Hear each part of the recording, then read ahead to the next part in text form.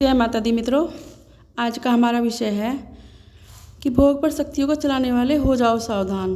तो मित्रों, आज का जो विषय है ये विषय बहुत ही महत्वपूर्ण है और उस विषय के बारे में बहुत ही कम लोगों को जानकारी है। जो सामान्य लोग हैं उनको तो बिल्कुल भी नहीं पता कि कुछ भक्त हो सकते हैं जिनको जानकारी हो सकती है।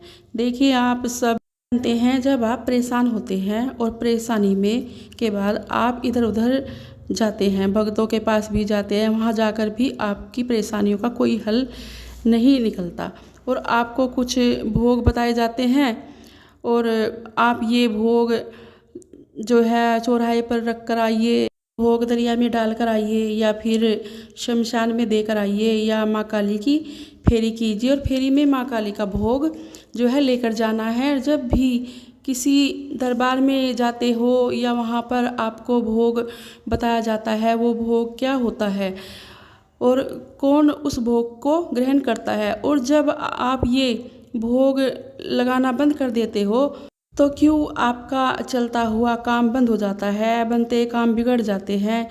तो मित्रों, जब आप किसी दरबार में जाते हैं या किसी चौकी पर जाते हैं, अगर आप भक्ताई का काम करते हैं और गद्दी लगाते हैं, तब भी आप भोग लेते भी हो और भोग लगाते भी हो, और जगह जगह पर जो है शक्तियों को भोग दिया भी जाता है। जैसे शमशान में दिया जाता है और चौराहे पर चौराहे वाली को भोग दिया जाता है और दरिया पर दरिया वाले को भोग दिया जाता है।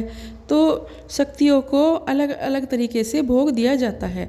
तो वो जो भोग होता है उसे कौन ग्रहण करता है, क्यों दिया जाता है, और वो जो होता है, आप सब ये सोचते हो कि जो भोग देवताओं के मुखिया बैठे हैं, जैसे हम माँ काली, माँ भगवती को भोग देते हैं, तो आपको ये लगता है कि माँ काली, माँ भगवती को जो भोग देते हैं वो भोग ग्रहण कर रही हैं, या फिर आप शमशान में देते हैं तो भी आपको ये लगता है कि शमशान काली जो होती है वो भोग ग्रहण कर रही है, या आप चौराहे पर देते हैं तो आपको ये लगता है कि चौराहे वाली भोगों को ग्रहण कर रही है।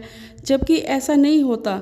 जो भोग आप किसी भी देवता के नाम का या किसी भी जगह पर रखते हो, जो वहाँ की कणिकाएँ होती हैं, वहाँ की जो योग न्याय होती हैं, वह भोग ग्रहण करती हैं। जैसे कणिकाएँ माँ काली में बताया गया है, जो माँ काली की कणिकाएँ होती हैं, उनकी सेविकाएँ होती हैं, उस भोग को वही ग्रहण करती है। माँ भगवती, माँ काली अपने आप में संपूर्ण शक्ति हैं और इस जग की चरचरा आदि शक्ति ठाकरी देवी हैं।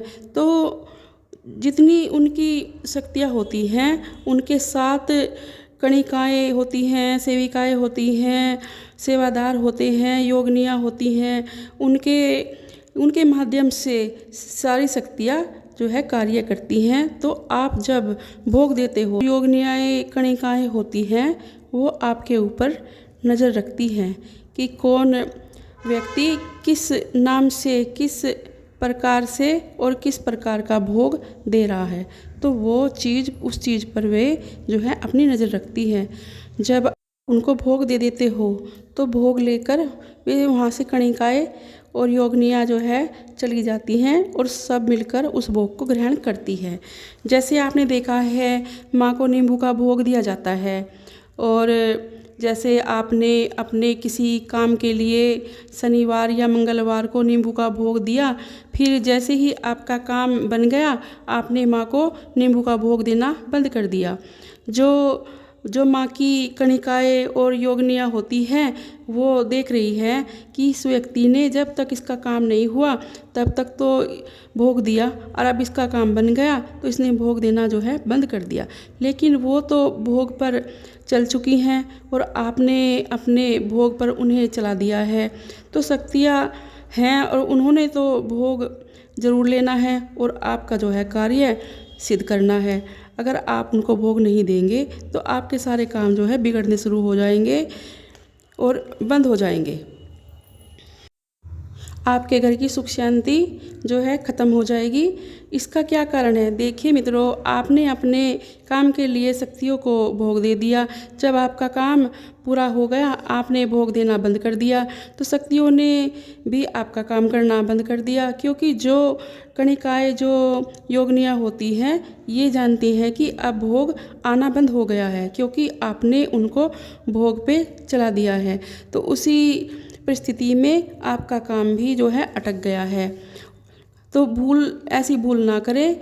कोई भी संकल्प ले तो उसको पूरा कीजिए, नहीं तो आप परेशान हो जाओगे और दिक्कतों में पड़ जाओगे, आपका काम अटक जाएगा।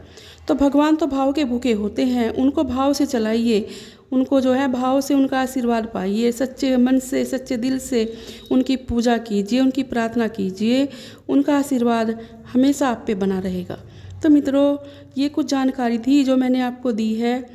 अब मैं अपनी बात यहीं पे समाप्त करती हूँ और मिलती हूँ एक नई जानकारी के साथ। आशा करती हूँ आपको मेरी ये वीडियो पसंद आई होगी। जय माता दी।